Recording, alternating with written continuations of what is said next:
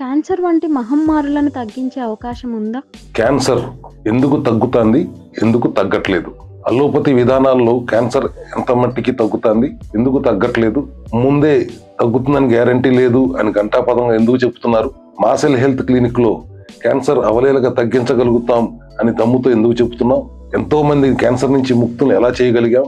ఆహార విధానంలో మార్పులు, జీవన శైలిలో మార్పులు, సెల్యులార్ మెటబాలిక్ డైట్ ప్రోగ్రామ్తో సెల్ హెల్త్ క్లినిక్ లో క్యాన్సర్ మహమ్మారి నుంచి ఎంతో మందిని ఎలా ముక్తుల్ని చేయగలిగాం తెలుసుకోవాలందా? ఒకసారి మా క్లినిక్ వచ్చి విజిట్ చేయండి. కింద స్క్రోల్ అవుతున్న నెంబర్కి ఫోన్ చేయండి. లొకేషన్కి వచ్చి మా డాక్టర్ని కన్సల్ట్ అవ్వండి.